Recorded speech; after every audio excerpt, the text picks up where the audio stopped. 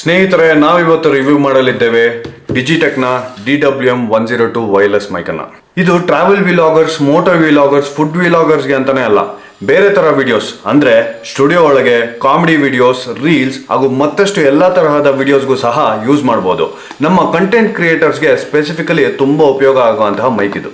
Digitech ಅವರ branding ಪ್ರಕಾರ ಎಲ್ಲಾ ಬಾಕ್ಸ್ ಗಳನ್ನ ಯೆಲ್ಲೋ ಶೇಡ್ ಅಲ್ಲಿ ಇಟ್ಟಿರ್ತಾರೆ. ಸೈಡ್ ಅಲ್ಲಿ ತಿರುಗಿಸಿ ನೋಡಿದ್ರೆ ಇದರ MRP ಸುಮಾರು 11,000 ಅಂತ ಹಾಕಿದ್ದಾರೆ. ಇದನ್ನ ನಾನು ಎಷ್ಟಕ್ಕೆ ತಗೊಂಡೆ ಅಂತ ನೋಡ್ಬೇಕು ಅಂದ್ರೆ ವಿಡಿಯೋನ ಕೊನೆವರೆಗೂ ನೋಡಿ.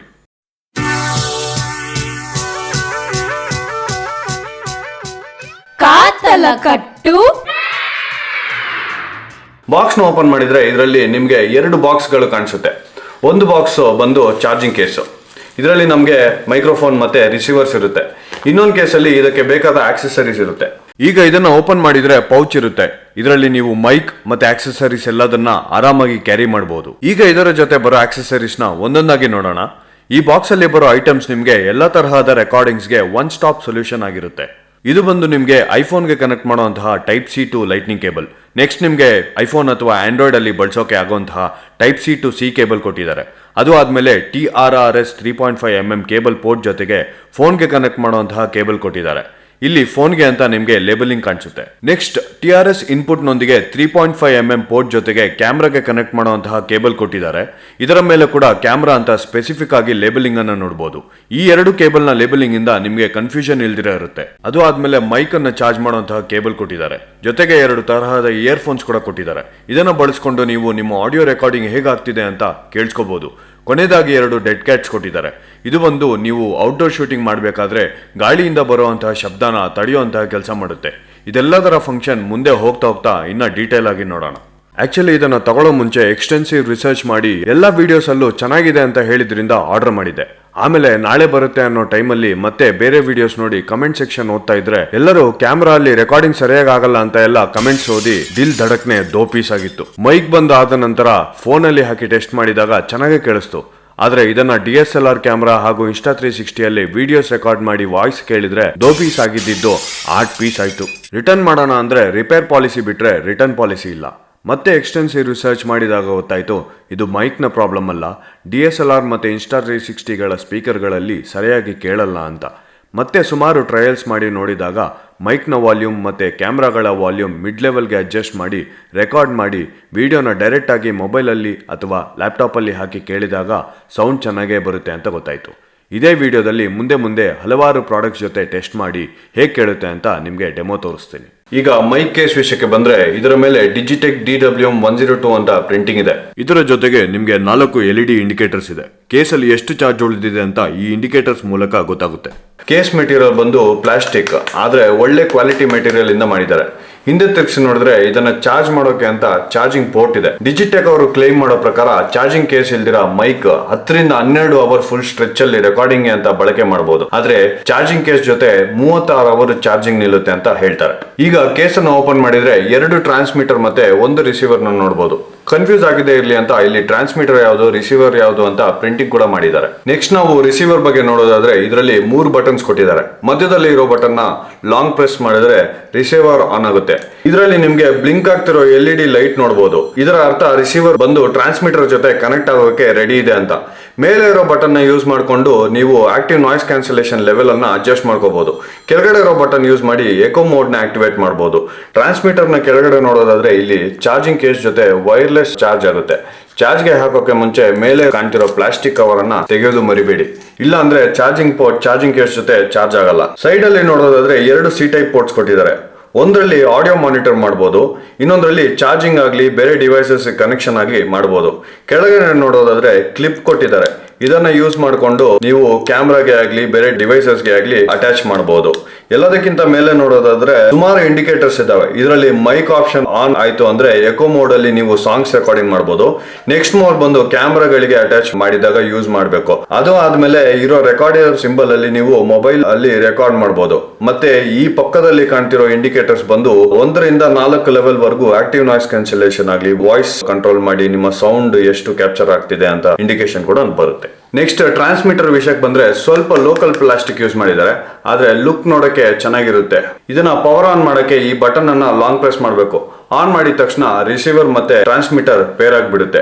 ಇದೇ ಬಟನ್ ಯೂಸ್ ಮಾಡಿಕೊಂಡು ಈ ಟ್ರಾನ್ಸ್ಮಿಟರ್ ನ ಒಳಗೆ ಮೆಮರಿ ಕಾರ್ಡ್ ಹಾಕಿ ಡೈರೆಕ್ಟ್ ರೆಕಾರ್ಡಿಂಗ್ ಕೂಡ ಮಾಡಬಹುದು. ಸೈಡ್ ಅಲ್ಲಿ ಮೈಕ್ರೋ ಎಸ್ ಡಿ ಕಾರ್ಡ್ ಹಾಕೋ ಆಪ್ಷನ್ ಇದೆ. ಇದರಲ್ಲಿ ಈ ರೀತಿ ಎಸ್ ಡಿ ಕಾರ್ಡ್ ಯೂಸ್ ಮಾಡಿಕೊಂಡು ಈ ಬಟನ್ ನ ಪ್ರೆಸ್ ಮಾಡಿ ಇಂಟರ್ನಲ್ ರೆಕಾರ್ಡಿಂಗ್ ಮಾಡಿ ಬ್ಯಾಕಪ್ ರೆಕಾರ್ಡಿಂಗ್ ಇಟ್ಕೋಬಹುದು. ಇದರ ಮೇಲೆ ಇರೋ ಡಯಲ್ ನ ಯೂಸ್ ಮಾಡಿಕೊಂಡು ನಾವು ಮೈಕ್ ನ ವಾಲ್ಯೂಮ್ ಇನ್ಕ್ರೀಸ್ ಮಾಡೋದಾಗ್ಲಿ ಕಮ್ಮಿ ಮಾಡೋದಾಗ್ಲಿ ಮಾಡಬಹುದು. ಇದನ್ನೇ ಡಬಲ್ ಕ್ಲಿಕ್ ಮಾಡಿದ್ರೆ ಮೈಕ್ರೋಫೋನ್ ಮ್ಯೂಟ್ ಕೂಡ ಆಗುತ್ತೆ. ಇದರ ಮೇಲೆ ನಿಮ್ಗೆ ಮೈಕ್ರೋಫೋನ್ ನೋಡೋ ಅವಕಾಶ ಸಿಗುತ್ತೆ. ಇಲ್ಲೇ ನೀವು ಡೆಡ್ ಕ್ಯಾಟ್ ನ ಮ್ಯಾಗ್ನೆಟಿಕ್ ಆಗಿ ಅಟ್ಯಾಚ್ ಮಾಡ್ಕೋಬಹುದು. ಇದರ ಮೇಲೆ ಟೈಪ್ ಸಿ ಪೋರ್ಟ್ ಕೊಟ್ಟಿದ್ದಾರೆ ಚಾರ್ಜ್ ಮಾಡೋದಕ್ಕೆ. ಹಿಂದೆ ಕ್ಲಿಪ್ ಯೂಸ್ ಮಾಡ್ಕೊಂಡು ಏನಕ್ಕಾದ್ರೂ ನೀವು ಪಿನ್ ಮಾಡ್ಕೊಂಡು ಹ್ಯಾಂಡ್ಸ್ ಫ್ರೀ ರೆಕಾರ್ಡಿಂಗ್ ಕೂಡ ಮಾಡ್ಕೋಬಹುದು. ಸೊ ಇದೇ ತರ ಎರಡು ಟ್ರಾನ್ಸ್ಮಿಟರ್ಸ್ ಕೊಟ್ಟಿದ್ದಾರೆ. ಎರಡನ್ನು ಯೂಸ್ ಮಾಡ್ಕೊಂಡು ಇಂಟರ್ವ್ಯೂ ತರ ಕೂಡ ವಿಡಿಯೋಸ್ ಮಾಡ್ಕೋಬಹುದು. ಮತ್ತು ಸಿಂಗಿಂಗ್ ಮಾಡೋ ಇಂಟ್ರೆಸ್ಟ್ ಇರೋರು ಈ ಮೈಕ್ ಅನ್ನ ಸೈಡ್ ಅಲ್ಲಿ ಇರೋ ಬಟನ್ ಅನ್ನ ಡಬಲ್ ಪ್ರೆಸ್ ಮಾಡಿದಾಗ ಬ್ಲೂಟೂತ್ ಮೋಡ್ ಆನ್ ಆಗುತ್ತೆ. ಅವಾಗ ಮೊಬೈಲ್ ಜೊತೆಗೆ ಕನೆಕ್ಟ್ ಆಗಿ ಮೊಬೈಲ್ ಇಂದ ಬ್ಯಾಕ್ ಗ್ರೌಂಡ್ ಮ್ಯೂಸಿಕ್ ಬರ್ತಾ ಹಂಗೆ ರೆಕಾರ್ಡಿಂಗ್ ಕೂಡ ಮಾಡಬಹುದು. ನೋಡಿ, ಈಗ ನಾನು ಮ್ಯೂಸಿಕ್ ಆನ್ ಮಾಡಿ ಮಾತಾಡ್ತೀನಿ, ನಿಮ್ಗೆ ಈ ರೀತಿ ಕೇಳಿಸುತ್ತೆ. ಸೊ ಆಚೆ ರೆಕಾರ್ಡಿಂಗ್ ಮಾಡ್ಬೇಕು ಅನ್ಕೊಳ್ಳೋರು ಆಕ್ಟಿವ್ ನಾಯ್ಸ್ ಕ್ಯಾನ್ಸಲೇಷನ್ ಆನ್ ಮಾಡ್ಕೊಂಡು ಬ್ಯಾಕ್ ಗ್ರೌಂಡ್ ಮ್ಯೂಸಿಕ್ ಆನ್ ಮಾಡ್ಕೊಂಡು ಡೈರೆಕ್ಟ್ ಆಗಿ ವಿಡಿಯೋ ರೆಕಾರ್ಡಿಂಗ್ ಕೂಡ ಮಾಡಬಹುದು. ಇದನ್ನ ಪ್ಲೇ ಕೂಡ ಮಾಡಿದಾಗ ನಿಮ್ಗೆ ಲೈವ್ ಅಲ್ಲಿ ಗೊತ್ತಾಗುತ್ತೆ ಏನ್ ಮಾಡ್ತಿದ್ದೀನಿ ನಾನು ಅಂತ. ಇಷ್ಟು ಫೀಚರ್ಸ್ ಇರೋ ಮೈಕ್ ನಾನ್ ತಗೊಂಡಿದ್ದು 6000ಕ್ಕೆ. ಇಷ್ಟೊತ್ತು ನಾವು ಒಳಗಡೆ ಎನ್ವಿರಾನ್ಮೆಂಟ್ ಅಲ್ಲಿ ಮೈಕ್ ಹೇಗೆ ಕೇಳುತ್ತೆ ಅಂತ ನೋಡಿದ್ವಿ. ಈಗ ನಾವು ಆಚೆ ಎನ್ವಿರಾನ್ಮೆಂಟ್ ಅಲ್ಲಿ ಹೇಗೆ ಕೇಳುತ್ತೆ ಅಂತ ನೋಡೋಣ. ಮೈಕ್ ಬಂದು ಇನ್ನೂ ಕ್ಯಾಮ್ರಾಗೆ ಅಟ್ಯಾಚ್ ಆಗಿಲ್ಲ. ಬ್ಯಾಕ್ ಗ್ರೌಂಡ್ ಅಲ್ಲಿ ಸಾಕಷ್ಟು ನಾಯ್ಸ್ ಇದೆ. ಪಕ್ಷಿಗಳಾಗ್ಲಿ, ಕನ್ಸ್ಟ್ರಕ್ಷನ್ ವರ್ಕ್ ಆಗೋದಾಗ್ಲಿ, ಇಲ್ಲ ಕಸದ ಗಾಡಿಯ ಸೌಂಡ್ ಆಗ್ಲಿ, ಇದೆಲ್ಲ ಕೇಳಿಸ್ತಾ ಇದೆ. ಸೊ ಈಗ ಈ ಮೈಕ್ ಅನ್ನ ಕ್ಯಾಮ್ರಾಗೆ ಹೇಗೆ ಅಟ್ಯಾಚ್ ಮಾಡಬೇಕು ಅಂದ್ರೆ, ಎರಡನೇ ಪೋರ್ಟ್ಗೆ ಕೇಬಲ್ ಅನ್ನು ಫಿಕ್ಸ್ ಮಾಡಿ ಇಲ್ಲಿಂದ ಕ್ಯಾಮ್ರಾಗೆ ಫಿಕ್ಸ್ ಮಾಡಬೇಕಾಗುತ್ತೆ. ಕ್ಯಾಮ್ರಾಗೆ ಫಿಕ್ಸ್ ಮಾಡಾದ ನಂತರ ಮೈಕ್ ಪೋರ್ಟ್ ಕೊಟ್ಟಿರ್ತಾರೆ, ಅದಕ್ಕೆ 3.5 mm ಜಾಕ್ ಅನ್ನ ಕನೆಕ್ಟ್ ಮಾಡಬೇಕಾಗುತ್ತೆ. ಕನೆಕ್ಟ್ ಮಾಡಿದ ನಂತರ ವಿತೌಟ್ ಆಕ್ಟಿವ್ ನಾಯ್ಸ್ ಕ್ಯಾನ್ಸಲೇಷನ್ ನಮಗೆ ಈ ರೀತಿ ಕೇಳಿಸುತ್ತೆ. ಅದೇ with active noise cancellation level 1 ಅಲ್ಲಿ ಈ ರೀತಿ ಕೇಳಿಸುತ್ತೆ. With active noise cancellation level 2 ಅಲ್ಲಿ ಈ ರೀತಿ ಕೇಳಿಸುತ್ತೆ. With active noise cancellation level 3 ಅಲ್ಲಿ ಈ ರೀತಿ ಕೇಳಿಸುತ್ತೆ. ಹಾಗೆ ಆಕ್ಟಿವ್ ನಾಯ್ಸ್ ಕ್ಯಾನ್ಸಲೇಷನ್ ಲೆವೆಲ್ 4 ಅಲ್ಲಿ ನಮಗೆ ಈ ರೀತಿ ಕೇಳಿಸುತ್ತೆ ನಿಕಾನ್ D5300 ಕ್ಯಾಮ್ರಾದಿಂದ. ನೆಕ್ಸ್ಟ್ ನಾವು ಇದೇ ಮೈಕ್ ಅನ್ನ ಸೋನಿ ZV-E10 ಗೆ ಕನೆಕ್ಟ್ ಮಾಡಿ ಹೇಗೆ ಕೇಳುತ್ತೆ ಅಂತ ನೋಡೋಣ. ಓಕೆ, ಇವಾಗ ನಾವು ಇದೇ ಡಿಜಿಟೆಕ್ DWM-102 ಅನ್ನ ಸೋನಿ ZV-E10 ಕ್ಯಾಮ್ರಾಗೆ ಕನೆಕ್ಟ್ ಮಾಡಿದೀವಿ. ಇಷ್ಟೊತ್ತು ನಾವು ಡೆಡ್ ಕ್ಯಾಟ್ ಇಲ್ದಿರಾ ನಿಕಾನ್ D5300 ಅಲ್ಲಿ ಹೇಗೆ ಕೇಳುತ್ತೆ ಅಂತ ನೋಡಿದ್ವಿ. ಈಗ ನಾವು ಅದನ್ನೇ ಡೆಡ್ ಕ್ಯಾಟ್ ಆಗ್ಬಿಟ್ಟು ಹೇಗೆ ಕೇಳುತ್ತೆ ಅಂತ ನೋಡೋಣ. ನಿಮ್ಗೆ ಕ್ಲಿಯರ್ ಆಗಿ ಗೊತ್ತಾಗ್ತಿರುತ್ತೆ ಎಷ್ಟು ವಿಂಡ್ ರಿಡಕ್ಷನ್ ಆಗಿದೆ ಅಂತ. ಅದೇ ಆಕ್ಟಿವ್ ನಾಯ್ಸ್ ಕ್ಯಾನ್ಸಲೇಷನ್ ಲೆವೆಲ್ 1 ಅಲ್ಲಿ ವಿತ್ ಡೆಡ್ ಕ್ಯಾಟ್ ಈ ರೀತಿ ಕೇಳುತ್ತೆ. ಆಕ್ಟಿವ್ ನಾಯ್ಸ್ ಕ್ಯಾನ್ಸಲೇಷನ್ ಲೆವೆಲ್ 2 ಅಲ್ಲಿ ವಿತ್ ಡೆಡ್ ಕ್ಯಾಟ್ ಈ ರೀತಿ ಕೇಳುತ್ತೆ. ಆಕ್ಟಿವ್ ನಾಯ್ಸ್ ಕ್ಯಾನ್ಸಲೇಷನ್ ಲೆವೆಲ್ 3 ಅಲ್ಲಿ ವಿತ್ ಡೆಡ್ ಕ್ಯಾಟ್ ಈ ರೀತಿ ಕೇಳುತ್ತೆ. ಆಕ್ಟಿವ್ ನಾಯ್ಸ್ ಕ್ಯಾನ್ಸಲೇಷನ್ ಲೆವೆಲ್ 4 ಅಲ್ಲಿ ವಿತ್ ಡೆಡ್ ಕ್ಯಾಟ್ ಈ ರೀತಿ ಕೇಳಿಸುತ್ತೆ. ಓಕೆ, ಈಗ ನಾವು ಇದೇ ಡಿಜಿಟೆಕ್ DWM-102 ಮೈಕ್ ಬಂದು Insta360 ಜೊತೆ ಹೇಗೆ ಕೆಲಸ ಮಾಡುತ್ತೆ ಅಂತ ನೋಡೋಣ. ಇಷ್ಟೊತ್ತು ನೀವು without active noise cancellation voice ಅನ್ನ ಕೇಳಿಸ್ಕೊಂಡಿದ್ದೀರಾ. ಈಗ with active noise cancellation level 1 ಅಲ್ಲಿ Insta360 ಜೊತೆ ಈ ರೀತಿ ಕೇಳುತ್ತೆ. With active noise cancellation level 2 ಅಲ್ಲಿ Insta360 ಜೊತೆ ಈ ರೀತಿ ಕೇಳುತ್ತೆ. ಆಕ್ಟಿವ್ ನಾಯ್ಸ್ ಕ್ಯಾನ್ಸಲೇಷನ್ ಲೆವೆಲ್ 3 ಅಲ್ಲಿ Insta360 ಜೊತೆ ಈ ರೀತಿ ಕೇಳುತ್ತೆ. ಆಕ್ಟಿವ್ ನಾಯ್ಸ್ ಕ್ಯಾನ್ಸಲೇಷನ್ ಲೆವೆಲ್ 4 ಅಲ್ಲಿ Insta360 ಜೊತೆ ಈ ರೀತಿ ಕೇಳುತ್ತೆ. ಅಡಿಷನಲ್ ಆಗಿ ನಾನು ಇಷ್ಟೊತ್ತು ಎಕೋ ಮೋಡ್ ಏನು ಅಂತ ತೋರಿಸಿಲ್ಲ. ಈಗ ಅದೇ ಎಕೋ ಮೋಡ್ ಆನ್ ಮಾಡಿ ಹೇಗೆ ಕೇಳುತ್ತೆ ಅಂತ ನೋಡೋಣ. ನಾನು ಇಡ್ತಾ ಇದ್ದೀನಿ ಆಕ್ಟಿವ್ ನಾಯ್ಸ್ ಕ್ಯಾನ್ಸಲೇಷನ್ ಲೆವೆಲ್ 2 ಅಲ್ಲಿ along with eco mode level 1. Eco mode level 1 ಅಲ್ಲಿ ಈ ರೀತಿ ಕೇಳುತ್ತೆ. ಎಕೋ ಮೋಡ್ ಲೆವೆಲ್ 2 ಅಲ್ಲಿ ಈ ರೀತಿ ಕೇಳುತ್ತೆ. ಎಕೋ ಮೋಡ್ ಲೆವೆಲ್ 3 ಅಲ್ಲಿ ಈ ರೀತಿ ಕೇಳುತ್ತೆ. ಹಾಗೂ ಎಕೋ ಮೋಡ್ ಲೆವೆಲ್ 4 ಅಲ್ಲಿ ಈ ರೀತಿ ಕೇಳುತ್ತೆ. ಹಾಗೂ ಈಗಾಗಲೇ ವಿಡಿಯೋದಲ್ಲಿ ಹೇಳಿದಾಗೆ ಈ ಎಕೋ ಮೋಡ್ ಯಾರಿಗಪ್ಪ ಉಪಯೋಗ ಅಂದ್ರೆ, ಕ್ಯಾರಿಯೋಕೆ ಆನ್ ಮಾಡ್ಕೊಂಡು ಹಾಡುಗಳನ್ನ ರೆಕಾರ್ಡ್ ಮಾಡುವಂತವ್ರಿಗೆ ಇದು ತುಂಬಾ ಉಪಯೋಗ ಆಗುತ್ತೆ. ಈಗ ನಾವು ಟೆಸ್ಟ್ ಮಾಡ್ತಾ ಇದೀವಿ ಡಿಜಿಟೆಕ್ DWM-102 ಅನ್ನ OnePlus 6T ಜೊತೆಗೆ ವಿತೌಟ್ ಆಕ್ಟಿವ್ ನಾಯ್ಸ್ ಕ್ಯಾನ್ಸಲೇಷನ್ ಈ ರೀತಿ ಕೇಳುತ್ತೆ. ಅದೇ ಆಕ್ಟಿವ್ ನಾಯ್ಸ್ ಕ್ಯಾನ್ಸಲೇಷನ್ ಲೆವೆಲ್ 1 ಅಲ್ಲಿ ಈ ರೀತಿ ಕೇಳಿಸುತ್ತೆ. ಆಕ್ಟಿವ್ ನಾಯ್ಸ್ ಕ್ಯಾನ್ಸಲೇಷನ್ ಲೆವೆಲ್ 2 ಅಲ್ಲಿ ವಿಡಿಯೋ ರೆಕಾರ್ಡಿಂಗ್ ಮಾಡಬೇಕಾದ್ರೆ ಈ ರೀತಿ ಕೇಳಿಸುತ್ತೆ. ಆಕ್ಟಿವ್ ನಾಯ್ಸ್ ಕ್ಯಾನ್ಸಲೇಷನ್ ಲೆವೆಲ್ 3 ಅಲ್ಲಿ ಈ ರೀತಿ ಕೇಳುತ್ತೆ. ಹಾಗೆ ಆಕ್ಟಿವ್ ನಾಯ್ಸ್ ಕ್ಯಾನ್ಸಲೇಷನ್ ಲೆವೆಲ್ 4 ಅಲ್ಲಿ ಈ ರೀತಿ ಕೇಳುತ್ತೆ. ಈಗ ನಾವು ಡಿಜಿಟೆಕ್ DWM-102 ಮೈಕ್ ಬಂದು ಐಫೋನ್ ಜೊತೆ ಹೇಗೆ ಕೇಳುತ್ತೆ ಅಂತ ನೋಡ್ತಾ ಇದೀವಿ. ಇಷ್ಟೊತ್ತು ನಾವು ಕೇಳಿದ ಆಡಿಯೋ ಬಂದು ವಿತೌಟ್ ಆಕ್ಟಿವ್ ನಾಯ್ಸ್ ಕ್ಯಾನ್ಸಲೇಷನ್. ಅದೇ ಆಕ್ಟಿವ್ ನಾಯ್ಸ್ ಕ್ಯಾನ್ಸಲೇಷನ್ ಲೆವೆಲ್ 1 ಅಲ್ಲಿ ಈ ರೀತಿ ಕೇಳುತ್ತೆ. ಆಕ್ಟಿವ್ ನಾಯ್ಸ್ ಕ್ಯಾನ್ಸಲೇಷನ್ ಲೆವೆಲ್ 2 ಅಲ್ಲಿ ಈ ರೀತಿ ಕೇಳುತ್ತೆ. ಆಕ್ಟಿವ್ ನಾಯ್ಸ್ ಕ್ಯಾನ್ಸಲೇಷನ್ ಲೆವೆಲ್ 3 ಅಲ್ಲಿ ಈ ರೀತಿ ಕೇಳುತ್ತೆ. ಹಾಗೂ ಆಕ್ಟಿವ್ ನಾಯ್ಸ್ ಕ್ಯಾನ್ಸಲೇಷನ್ ಲೆವೆಲ್ 4 ಅಲ್ಲಿ ಈ ರೀತಿ ಕೇಳ್ತಾ ಬರುತ್ತೆ. ಇದೇ ರೀತಿ ಮೈಕ್ ಅನ್ನ ತಗೋಬೇಕು ಅಂದ್ರೆ ಬೇರೆ ಬ್ರಾಂಡ್ಸ್ ಅಲ್ಲಿ 15,000 ಇಂದ 25,000 ಆಗುತ್ತೆ.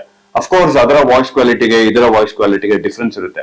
ಆದ್ರೆ ಬಜೆಟ್ ಸೆಗ್ಮೆಂಟ್ ಅಲ್ಲಿ ಒಂದು ಒಳ್ಳೆ ಮೈಕ್ ಬೇಕು ಅಂದ್ರೆ ಡೆಫಿನೆಟ್ಲಿ ಇದನ್ನ ಕನ್ಸಿಡರ್ ಮಾಡಬಹುದು. ಡಿಜಿಟೆಕ್ ಅಲ್ಲಿ ನಿಮ್ಗೆ ಇನ್ನೂ ಕಮ್ಮಿ ದರೆಯಲ್ಲಿ ಸಿಮಿಲರ್ ಮೈಕ್ ಸಿಗುತ್ತೆ. ಆದ್ರೆ ನಾನು ಎಕ್ಸ್ಕ್ಲೂಸಿವ್ ಆಗಿ ಈ ಮಾಡೆಲ್ ಅನ್ನ ಚೂಸ್ ಮಾಡೋಕೆ ಕಾರಣ ಬಂದು 36 ಅವರ್ ಎಕ್ಸ್ಟ್ರಾ ಚಾರ್ಜ್ ಬರುವಂತಹ ಈ ಮ್ಯಾಗ್ನೆಟಿಕ್ ಚಾರ್ಜಿಂಗ್ ಕೇಸು, ರಿಸೀವರ್ ಮೇಲೆ ನೋಡಬಹುದಂತ ಇಂಡಿಕೇಟರ್ಸ್, ಟ್ರಾನ್ಸ್ಮಿಟರ್ ಅಲ್ಲೇ ಡೈರೆಕ್ಟ್ ಆಗಿ ಮೆಮರಿ ಕಾರ್ಡ್ ಹಾಕಿ ರೆಕಾರ್ಡ್ ಮಾಡಬಹುದಂತ ಆಪ್ಷನ್, ಹಾಗೂ ಇದರ ಡಿಸೈನ್ ನನಗೆ ತುಂಬಾ ಇಷ್ಟ ಆಯ್ತು. ನೋಡಿದ್ರಲ್ಲ ಸ್ನೇಹಿತರೆ, ಈ ವಿಡಿಯೋ ನಿಮಗೆ ಇಷ್ಟವಾದಲ್ಲಿ ಲೈಕ್ ಮಾಡಿ, ಶೇರ್ ಮಾಡಿ. ಇದೇ ರೀತಿ ಮತ್ತಷ್ಟು ಆಸಕ್ತಿಕರ ವಿಷಯಗಳನ್ನು ತಿಳಿಯಲು ತಲೆಕೊಟ್ಟು ಚಾನಲ್ಗೆ ಸಬ್ಸ್ಕ್ರೈಬ್ ಮಾಡಿ ಹಾಗೂ ಪಕ್ಕದಲ್ಲಿ ಕಾಣ್ತಿರೋ ಬೆಲ್ ಐಕಾನ್ ಅನ್ನು ಒತ್ತಿ. ನೀವು ನಮ್ಮನ್ನು ಇತರ ಸೋಷಿಯಲ್ ಮಾಧ್ಯಮಗಳಲ್ಲೂ ಸಹ ನೋಡಬಹುದು. ತಪ್ಪದೇ ಫಾಲೋ ಮಾಡಿ. ಧನ್ಯವಾದಗಳು.